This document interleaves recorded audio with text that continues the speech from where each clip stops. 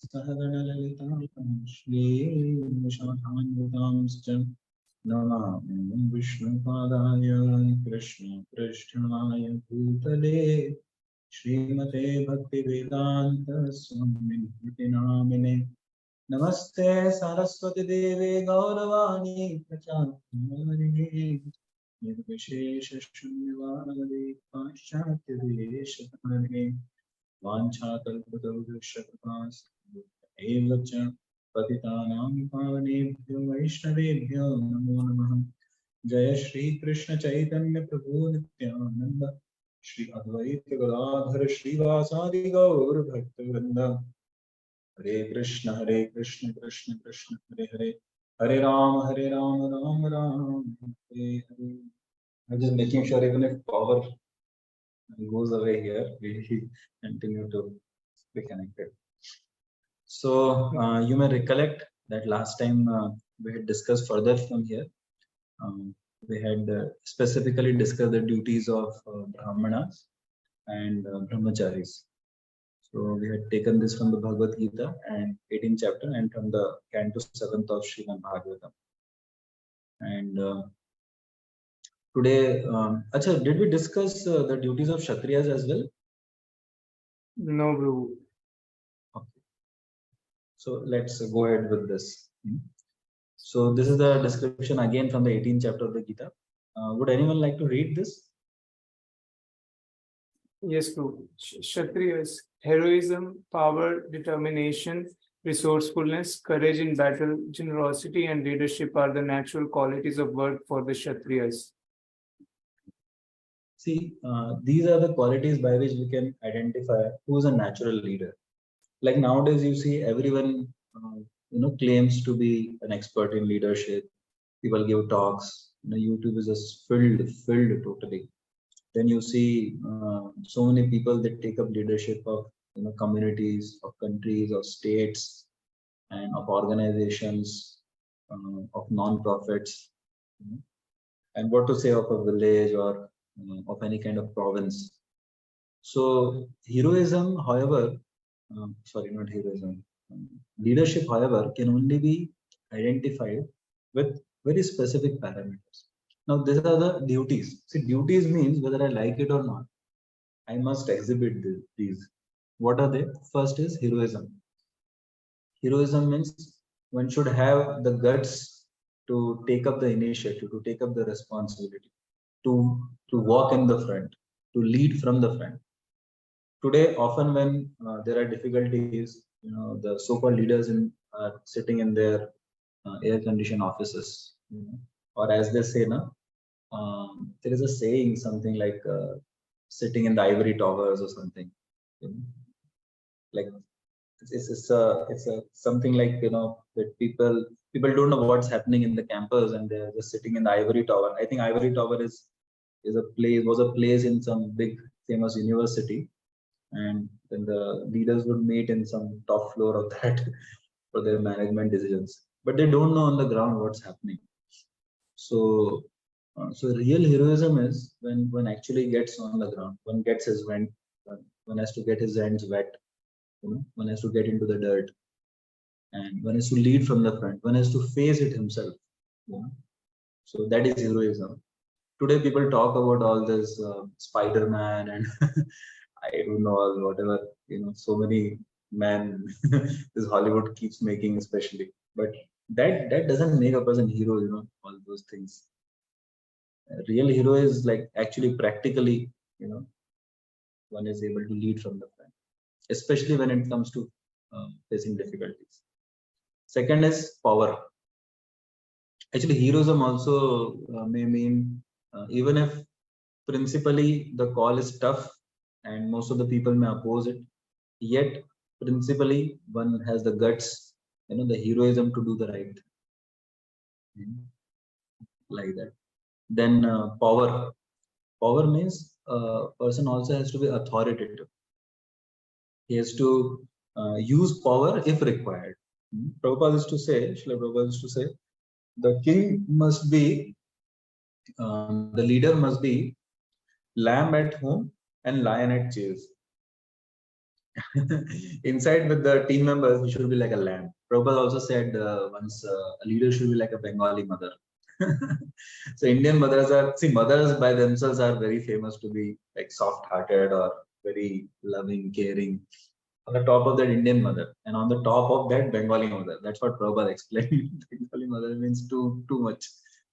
So, so the leader should be that, but the leader should also have the father-like authoritativeness. You know, he can exhibit and he can use the power when it is required to serve his people, like that. So, like for example, a decision making. There is a right decision making, and he can emphasize upon it, or he is to protect people from the his community from the outsiders. Or just like you see, for example, Parikshit Maharaj in Srimad Bhagavatam first canto. So he had that thing, you know, he was authoritative and he used his power when it came to keeping Kali at bay. You can't enter my kingdom because my people, they don't deserve to be affected by you. So he exhibited power. He exercised that. And third is determination. You know, in Canto 4, there is a description of Maharaj Prithu. So most of the times we hear about that episode of Indra and Prithu and how Prithu was very submissive to Brahma and Lord Krishna. But then there is another description of Prithu Maharaj, wherein the Bhumi, the earth, the Mother Earth stops giving the grains because of some situation and some sinful activities of the people. And but more or less, you know, Bhumi was acting little independently and she was not giving the grains out for the society. So what did Prithu do? Prithu was determined. He said, you know, my first duty is to provide the basic facilities to my people, and you know that happens to be the entire planet. And if you're not giving, I'm going to chase behind you, and I'm going to fight it out with you. So he was determined. He went to great lengths, you know, with that matter, and finally got it solved. So Srila Prabhupada led from the front. He was determined to get back the land of Juhu in Mumbai. I think you must have heard about it. It's a very famous episode in Srila Prabhupada Lilamrit. You can read it, and there is an entire book written by His Holiness Giriraj Maharaj. I'll build you a temple. The Juhu story. It's very famous. Prabhupada like really loved that battle, and it was very tough actually. You know, so especially like from an Indian perspective, it was very tough. And Prabhupada was really determined. Prabhupada didn't leave it at that. There were so many things Prabhupada faced actually. There were countries who were opposing Krishna consciousness movement, who were, you know, doing so much against it. There were court cases in countries where Prabhupada was a foreigner. There were court cases against ISKCON. There were so much into media. Even in India, when Prabhupada brought his American disciples, because Indians, just 20 years before that, Indians had, you know, got freedom from Britishers, who were also white-skinned foreigners. So Indians thought, you know, maybe these people have, previously Britishers came in the name of East India Company as business people, just to do trading and all. But then they look what they did to us. Now these people may be coming in another name, maybe as devotees. I want to, you know, again colonizers and all those things, because there were 2-3 small parts of India which colonial rule up till 1972-73. So there was a you know, doubt somewhere, and then people started claiming. Somebody said maybe these people are CIA people. You know, they've heard about in the Hollywood movies. They have all this. They go as spies and all. So, but Prabhupada was determined. He got his disciples a place of dignity in the society. He even got some of them Indian citizenship. And Prabhupada made sure that they are treated well, they get all their free ground to preach, to share Krishna consciousness, to make temples, to distribute the books. So Prabhupada is determined amidst all these kind of challenges to get the right thing done. Even if you see Prabhupada's determination to initially start ISKCON, to go all the way to America, you know. So Prabhupada was determined. You know, he felt the weight of the responsibility given by Sri Chaitanya Mahaprabhu. Prabhupada was not just another Gaudiya devotee from the Gaudiya Math, saying that yes, Mahaprabhu has said Nityanand who has predicted, Jiva Goswami has envisioned, Bhaktivinoda Thakur has clearly spelled out it's going to happen. Somebody will do it. No, not like that. He felt the weight of the responsibility. My Lord, my Acharya, Sri Chaitanya Mahaprabhu has said that Krishna consciousness has to go to every town and village. It has to go across the oceans to every continent. I'll do it. It's my responsibility. So Prabhupada was determined. That's a leader. Resourcefulness. So actually, these examples of these you can see in from the material scenario also, like about Martin Luther King in American scenario, or who else? Nelson Mandela. These people, for example, they fought for racism, like against racism, right? And they did great. They were determined. If you take the independence movements in many of the countries, so many people laid down their lives with great determination. These people are called as leaders, natural leaders. And resourcefulness. A leader never says, like, how will this happen? We don't have resources. No, he doesn't say, can it happen? No, he says, let's discuss how we will do it. This is the right thing. It has to be done. We may not have resources, but we can be resourceful. I heard about Bill Gates. He made 2 different statements in 2 different places. He said, in one place, he said that, I'll never, somebody asked him, like, I think first he made a statement in one place. Okay, I don't know which statement he made first, but somebody asked him in one public talk that, will you get your daughter married to a person like who's not rich? So he said no, and I'll never get my daughter married to a person who's not rich. Because I love my daughter and I would like her to lead a very good life. So, and you need money, so I never do that. And then there was some statement previously which he had made, so then they just referred to that.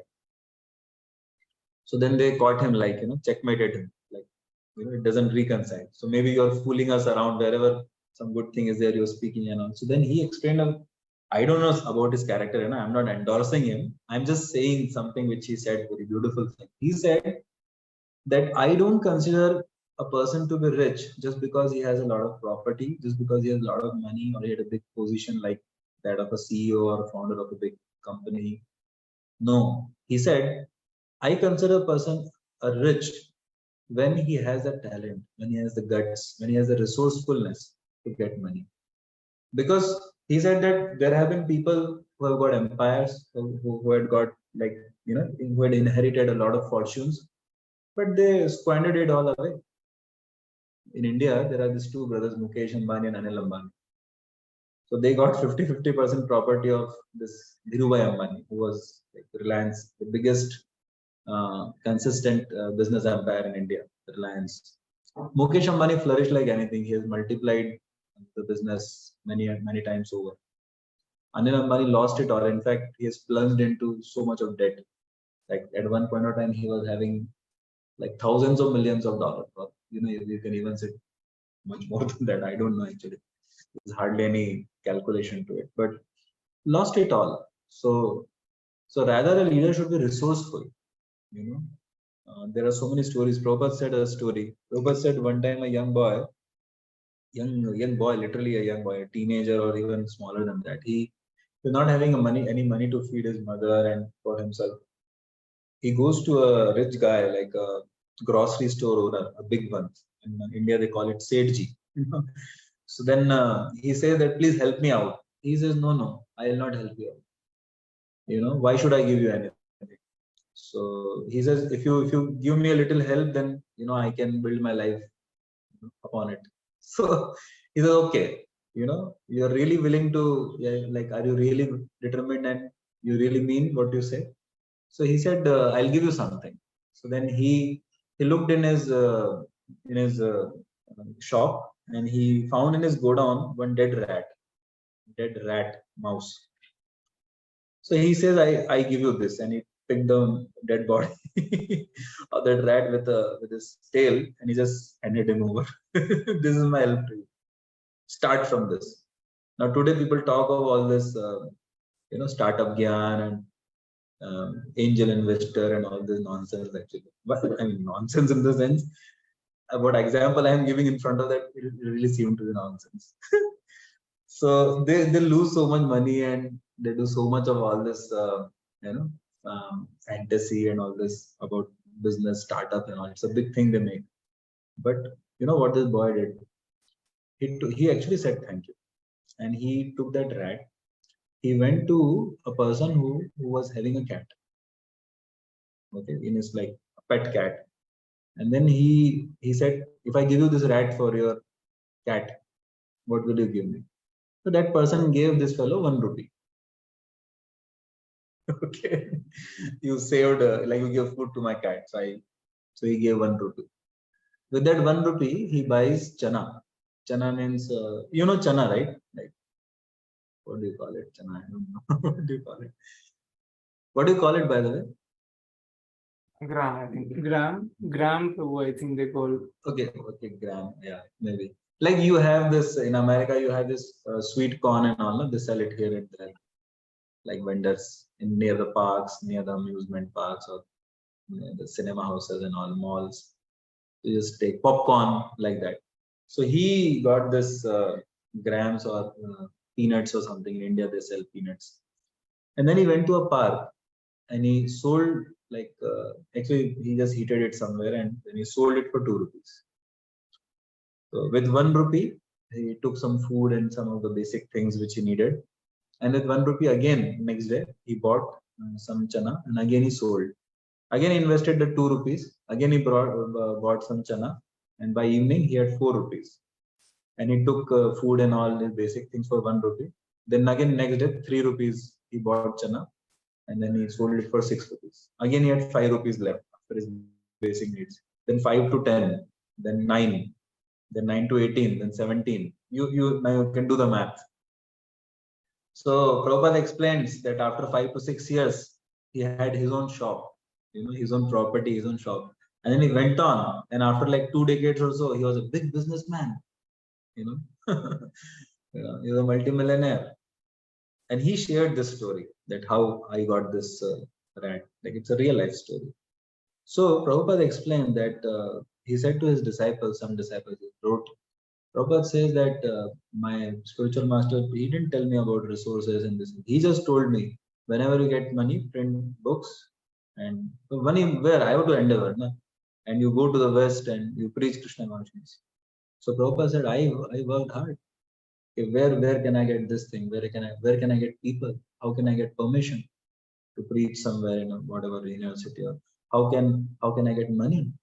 If you read Lilamrit and many other books like Miracles on the Second Avenue and Chasing the Rhino, so many of these books you see how Prabhupada actually, the first money which Prabhupada had to spend in America, he got by distributing his 3 volumes of the first canto to Captain Pandya on the ship Jaladuta. He got $20. He entered America with those $20. When he boarded the ship Jaladuta, he had Indian rupees, 40 rupees, which was not useful at all in America at that time. Nobody wanted that. So Prabhupada was resourceful. When he took the first, that 26 Second Avenue, when he rented it, the person whom he rented it from, so the deal was set in $165 or $185 something a month. So Prabhupada had bargained it a lot. Like he brought it down from $250 to $165. And Prabhupada said to him, okay, now the deal is set. And here is your $100 or $90. And now I paid you for 1 month because I have given you free membership, lifetime membership of ISKCON. And here is our chairman of our management body. He pointed to Mike. Mike means later on who becomes Mukunda Maharaj. No? And Mukund Maharaj writes in his book, Miracles on Second Avenue, that time, first time I heard that I am the chairman of some body. And Prabhupada was talking like as a matter of fact, like, and Prabhupada actually convinced that guy that this is $90 or $100, you keep this and I paid you in full. And this guy also signed, yeah, correct. Like you give me membership. So that is, Prabhupada's, and later on, Michael's, that time he was not a devotee fully. So he tells Swamiji, I did for 1 month. Later on, I'll not help. Huh? I don't think I'm committed. How will you pay the rent? Swamiji smiled. He said, I don't know where I'll eat from and how will I survive also. Krishna will see. I'll come on his mission. I had this much money. At least for 1 month, I got the place. Tomorrow, how will I eat? Tomorrow, how will I preach? Krishna will see. But I will continue. So this is resourcefulness. Prabhupada wrote to so many people. You see Prabhupada's letters asking these people for that thing, that thing. He was always like, just like you hear about so many of the scientists doing inventions, this idea did not work, this idea, okay, let me do this. Prabhupada did that. Yes, Prabhu, Nikunj Nayak, Prabhu.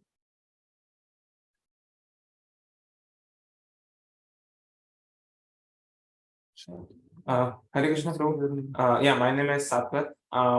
Yeah, I was feeling a little bit confused regarding the examples you stated, like of Prabhupada and of the person who started his business from a dead rat. Like, are these examples for a Kshatriya or for a Vaishya? They seem more. Yeah. Very, very good. Very good. Yeah, very good question. Excellent question. See, because it's a dealing of money, so they seem to be like that of a Vaishya. Okay, so if you see it in the context of only that dealing, like you take it as a standalone dealing, money deal, then yeah, you can as well say it's a very good businessman. In fact, later on, when it came to give credit to Prabhupada for spreading Krishna consciousness all over the world, many of his god brothers in India, because they didn't want to give him that credit, which they couldn't do, so they actually told this. They said that this guy actually was a very good businessman here in India. So he uses business tactics to spread Krishna consciousness. So why should we give him spiritual credit? You know what Prabhupada said? Prabhupada responded by saying, Prabhupada quoted from Chaitanya Charitamrita. Prabhupada said, Krishna Shakti Vina Nahi Tahara Pravartan. Prabhupada said that actually without Krishna's blessing, nobody can spread Krishna consciousness. And Prabhupada quoted from so many places. Prabhupada said actually they should be appreciating it spiritually. Then Prabhupada said in a very humble way, Prabhupada said, okay, even if I use my business tactics, which I did, I definitely used whatever Krishna has given me talents or experience. I did use. But Prabhupada said, what is the problem? What will a devotee do? What Krishna has given him? He will use that in his service. Again, Prabhupada quoted from NOD, from Rupa Goswami's definition of pure devotional service. Rishikena Rishikesha Sevanam Bhakti Ruttam. So Prabhupada said, what is the problem? There was no swarth, there was no selfishness in that. Ultimately, I established Krishna's mission. Like when Prabhupada went to Japan, to Tokyo with His Holiness Tamal Krishna Maharaj, he had a deal to make a printing of this Bhagavad Gita as it is, the first actual print of the ISKCON. So it was the highest international standards printing which Dai Nippon company would do in Tokyo, Japan. And Prabhupada wanted the best. So when that you read about this in Servant of the Servant, beautiful incident. So Prabhupada and Tamal Krishna was a very good team together. So Tamal Krishna understood that Prabhupada wants to play it very intelligently. So when these people came into the room and they had there were some 2-3 executives of their board, and because it was a big volume order, so they were very particular about each unit, how many dollars per Gita. So they were arguing, they were having their say. So they started by saying that something like $2.5 or $3 they started from, we will take this much, they quoted. So what Prabhupada did, Prabhupada strategically sat in the middle of the table and they were sitting this side and Tamal Krishna sat that side. So Tamal Krishna Maharaj, Prabhupada looked at Tamal Krishna Maharaj. So what do you say? Prabhupada's like, oh, okay, $2.5, fine. $3. Then so is that all right with you? Would you like to go ahead? So you look at expertise of Prabhupada. Tamal Krishna Maharaj also understood what Prabhupada wants to play. So immediately he said, how can they even quote this rate? We are a charitable organization and we are there for the benefit of mankind. And then he gave a lecture only 5 minutes, how we are here to save the world and spread the love of God and blah blah blah. And then Prabhupada said, yeah, that's so true. See, this guy is right. He's actually right. How can they pay so much? And they don't have any business also. They're not a profit-making company. So then they said, then how much you want to pay? So they thought maybe he'll reduce like, $50 or something. So Prabhupada looked around, Prabhupada said, so, Tamal, how much can you pay? He said 80 cents. So, and these guys were like, huh? What did he say? What? Like, and Prabhupada said, yeah, it's too less actually. How can you put? They are telling $3, you're telling 80 cents. How can you even like? So then Prabhupada advocated from their side. Then he again explained, okay. Then Prabhupada said, so you tell, he has told his thing, you tell now. So then they tell, and like this, finally they close the deal at 1.2. Something around that. Unbelievable. And the credit goes to Prabhupada actually. And Prabhupada quoted a story for this later on. Prabhupada says there is an Indian story. It is there in Hitopadesh or Panchatantra, one Shastra. There is a monkey and there is a cat. There are two cats, I think. Two cats and one monkey. So the cats were fighting for one bread. So monkey said, okay, don't fight. I'll do half-half. So he does half-half. But then while breaking, little bit extra goes in one side. So he said, okay, you should get equal only. I understand. So he tore a little bit from that side and he ate. So now it is equal. Again, this guy said, no, 1% more is there on this side now. Okay. Again, it tore. Finally, he only ate the whole thing. They didn't get anything.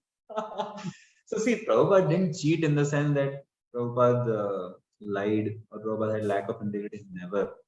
Or Prabhupada did something from the back differently. Or Prabhupada blackmailed. No, Prabhupada used his intelligence. Prabhupada used his expertise way of talking. There was this Fisher's mansion which Prabhupada bought in very cheap rates. So Prabhupada saw the entire place. This palace is fit for a king, but we are beggars. So Prabhupada then, that guy was asking for 3 million pounds, British pounds. Prabhupada said, can you please give it free to us? Please donate it. And that guy was shocked. So how this Indian gentleman, is he mad or what? How can he even ask that question? I'm a businessman. It's a waste of my time. How, he starts shouting. Then other Prabhupada disciples explaining, okay, Then Prabhupada starts, finally Prabhupada closes the deal in less than 30% of what he quoted. And Prabhupada had his two rich disciples with him. Prabhupada said, immediately give him the money, write a check and get his sign on the paper because his mind may change. And that day only they close the deal. Next day, this guy comes with big trucks and people. How you convinced me yesterday? I don't know. At least now I will take away all the electrical fittings and plumbing fittings and sanitary fittings and all. At least some $100,000 or 100,000 pounds or 200,000 pounds extra I'll get because you somehow convinced me. So there was one guy, Indian guy in America somewhere or London somewhere where he had some Radha Krishna deity and Prabhupada very expertly actually takes that deity from him because he wanted to give, but he wanted a time waste and big ceremony and all. So Prabhupada understood, this guy is simply doing, he wants a lot of like advertisement of his own charity. But Prabhupada knew that it's a waste of time. I'm an old man, I have a big movement too. So, and Prabhupada then again Tamal Krishna Maharaj and few more disciples. Now this also description comes. These are all written things actually, recorded things. So this is like Prabhu, for Krishna, he was resourceful in every way. Even Prabhupada was resourceful in getting to preach to people. Like in New York, when he initially went, there was this Anand, Dr. Anand, one kind of ashram he was running. But he was preaching this thing, what do you call it? Oneness, Mayavad. So Prabhupada actually nursed him back to health. He was sick. And then Prabhupada made friendship with him. And Prabhupada was preaching to his own students. And Prabhupada went to the Lower East Side in Bauri. So Prabhupada was resourceful in every way for the pleasure of Krishna. So the idea is not about being a Vaishya or Kshatriya. Kshatriya means being resourceful in every way. Like if a Kshatriya sees that, my people need this kind of, it may not be always money. It may be maybe some kind of permission, So like a leader is there, let's say a BYS, there is a leader of the community. So now university programs have to be launched or corporate programs have to be launched. You're not getting the permission. So he'll be resourceful to, okay, can I, like, do we have some connect to some big guy? Or can we find out, some other way? So he'll be resourceful in every way. Get the job done. Don't say no. Like, go getter. The person will be a. Am I able to answer your question, bro? Yes, Prabhu. So what I'm understanding is that, basically Vaishya is like resourceful in terms of money, like starting business, but and for Kshatriyas, they are resourceful in like for multiple various kinds of things, like how to give their subjects so many things, like how to give them securing permissions and like starting programs and many things. Technically speaking, it's very simple way if I put it in 30 seconds. Vaishya means he will be an expert in making profit of money. He'll be resourceful in making a profitable deal when it comes to money. A leader, a Kshatriya leader means whatever, the focus is not on the profit of money. The focus is on whatever my team needs. I'll get it done. Does that make it clear? Yes, true. So a Kshatriya may be resourceful, like he may not have the money, but he will know how to onboard a good Vaishya to get the money. I'll get a Vaishya on board, he'll get the money. So I'll be resourceful in getting him on board. Okay. That's the point. Is it better now? Yes, bro, makes sense. Okay. Yeah. Okay. Next is courage in battle. So like previously the Kshatriyas, they were very courageous. They could even fight, Nihatta. Nihatta is just directly, they'll just, without any weapon, they'll just go and fight with a tiger, live tiger. Even today, you come to Indian museums and all, you'll find, I think even this Greece warriors and all, they had all this, like in the museum, you can see them, the things which they were using, and they would actually directly go and fight in the battle. So they will be very courageous, There are a lot of instances in Mahabharata where this, like there was once Pandavas were living incognito. So they were posing as Brahmanas, yet they were not Brahmanas. Jarasandha knew. So what he did, when these people entered one hall in his palace, so he kept 2 tables at 2 corners, one big table. On one table he had kept this weapons, and on another table he had kept scriptures. Immediately these people, although they were dressed as Brahmanas, they were very eagerly going and checking the weapons. So he smiled, he said, "Oh, actually you are Kshatriyas." Interest shown. Another time there was an instance where I don't remember who that was, one of the Pandavas. So he got wounded actually with something, like some blood was coming out and all. But he was not in pain. Like his physical tolerance was very high. So immediately the people around, they understood he's not a Brahmana, Kshatriya. Because wo battle, uska, his physical Brahmana means he'll not be so physically, he'll not be like that. Like, you have seen Radhesham Prabhu, typical Brahmana. Okay. His power will be in his Vak Shakti. Logic, Shastra, okay. Like that. Truth, Dharma, he'll talk about all that.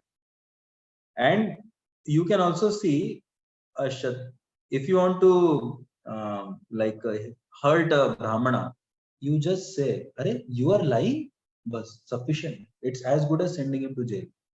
If he's a true Brahmana, that will hurt him like anything. You don't even need to do it in public.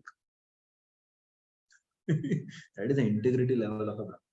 If you want to hurt a Kshatriya, same punishment, similar degree of pain you want to give. So you disrespect him publicly. Okay, like cut half his mustache and cut half of his hair from here, paint him black and put him on a donkey and things like that. Like what Krishna did with Ashwatthama, Arjuna and Ashwatthama. Public disgrace, that is worse than death for a Kshatriya.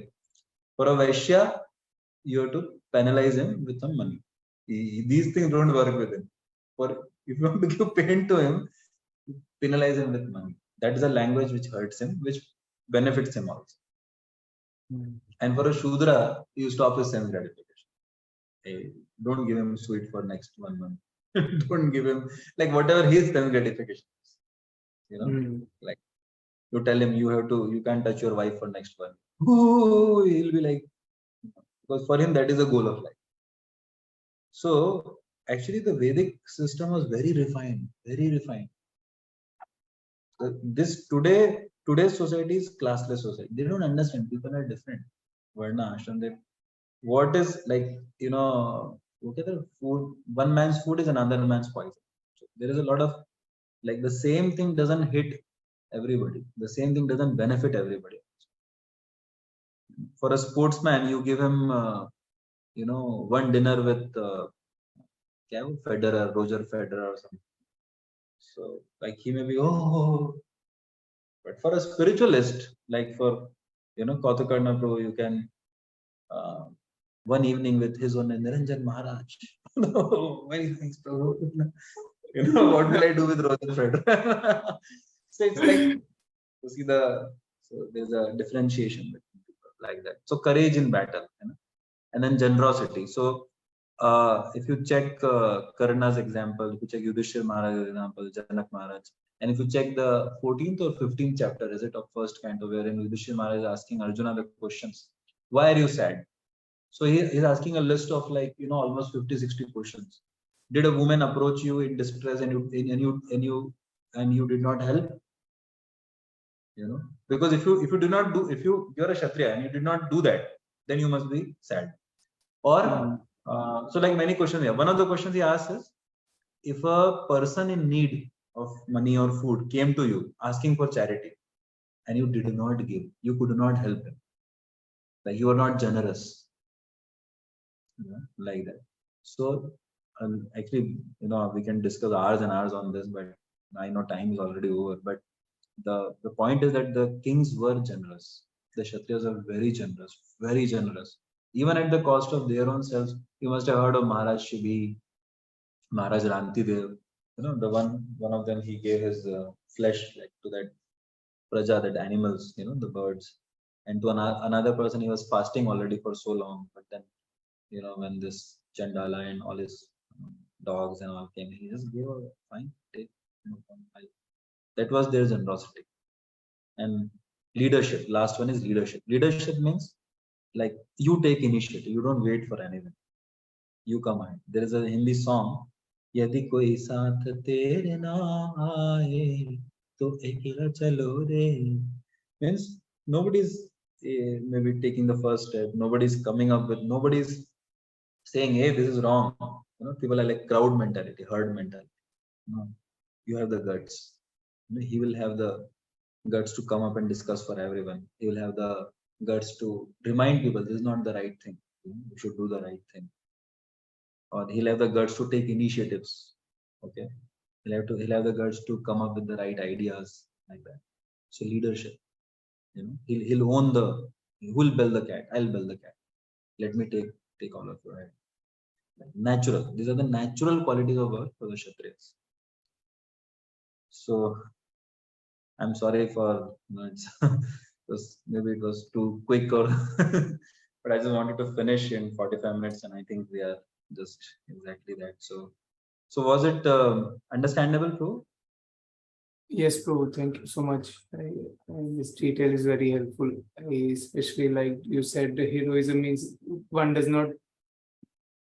in touch with the ground reality. He is not sitting in a tower, ivory tower syndrome. So he's there on the ground.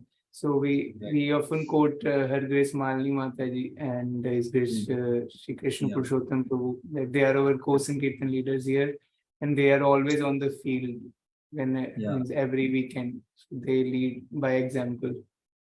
Willing to face it, not show their backs. Yeah. It's so scientific and specific, the Shastras.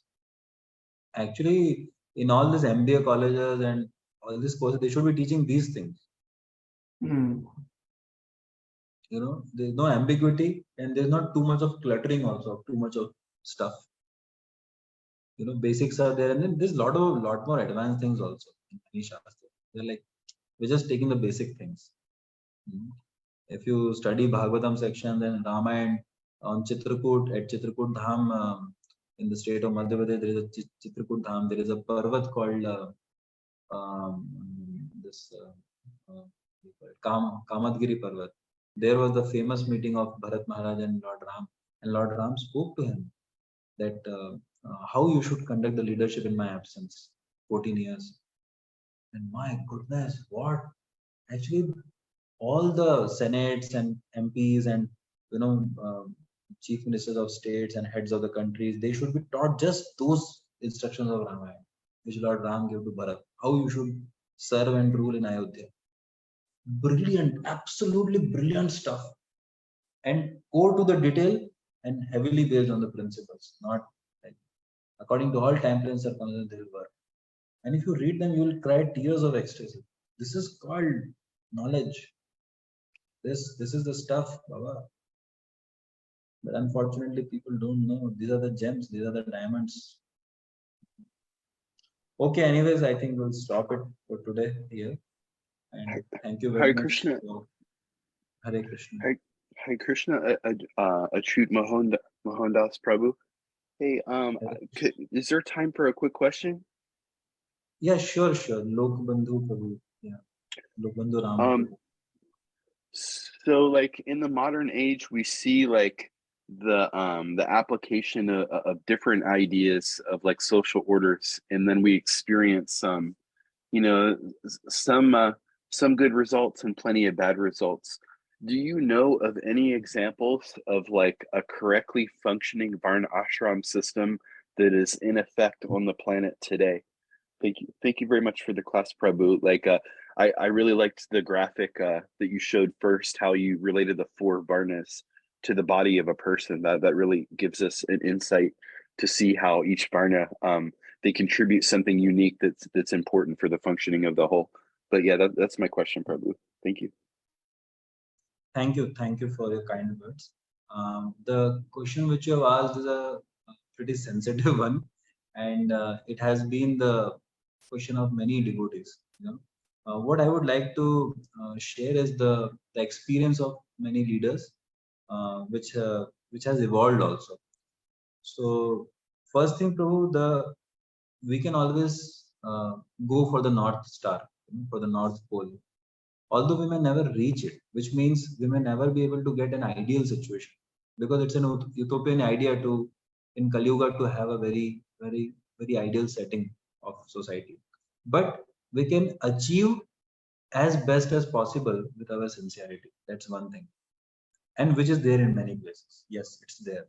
And second thing, even though in form we may not be able to achieve the ideal thing, because we are interdependent society. There are non-devotees, there are outside people, and even within the society of devotees, the devotees are always evolving at different stages of their own Krishna consciousness. Yet in spirit, yes, in spirit, in principle, we all can achieve almost, I can dare to say almost ideal Varnashram. I'll give you an example, and I'll also share with you an example where it is happening. So His Holiness Niranjan Maharaj, in his book Caring for the Devotees, he quotes the example of His Holiness Radhanath Maharaj driving the community of Chowpatty, Shri Radha Gopinath Temple. So if you come and check here in Mumbai, India, so today that community is very big, but the core of it, so Maharaj Funda, right from day one, his sutras were very clear. He used to say that let's not discriminate between this varna and that ashram, like brahmachari does, his disciple, or a woman or a man, okay, or like a rich devotee or a poor devotee in terms of finance, or a senior devotee or a junior devotee. No, he would say that let us see, like for example, let's say I am a chili, I'm some item which is like let's say I'm a burger, okay, and I'm a chili burger, and let's say you are a sweet, a very nice sweet, I don't know American sweets, but whatever, some sweet marshmallow, some marshmallow sweet. And Kautukana Prabhu is pancake or is something, and some other devotee is a fruit, avocado or something. The point is that it's not like we can rank each other, who is number one, who is number two. It's subjective. We're all unique. But that's not the point who we are. The point is, are we all individually willing to be offered to Krishna? Are we all willing to be Mahaprasad? So Maharaj would say that, don't focus on what you cannot do or what you do not like. Focus on what you can, who you are, and offer it to Krishna. If you are a lawyer, okay, see how you can Krishnaize your life and your lawyership or whatever your profession, whatever your natural talents are. If you are a woman, okay, how you can, if you are a chef. So this is the spirit of Varnasrama. You live with dignity, with your individuality, with your body, mind, abilities, intelligence, okay, with your uniqueness. Celebrate your uniqueness, and sanctify your uniqueness by keeping away from the sins, and purify your uniqueness by offering it at the lotus feet of Krishna. So the spirit of Varnashrama is that together everyone can be individual. Individually everyone can be unique, but together we all can form a team.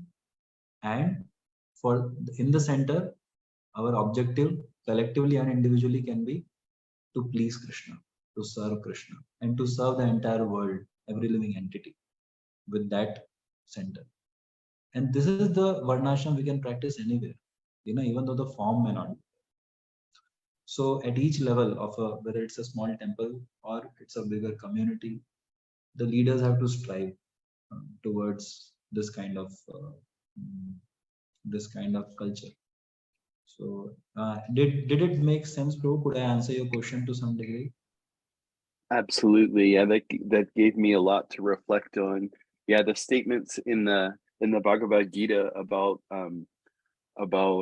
pure devotional service. For me, that's an example of something that we may not see like the most advanced version of that, but we understand that it's something to aspire for in what we do, and take the message to heart from the descending process of knowledge. Thank you, Prabhu. Right. Thank you. Okay, I think we should end here for today. So, Hare Krishna. His Grace Acyuta Mohan Prabhu ki jai. Hari Bol. Hari Bol. Hari Bol. Thank you, Prabhu.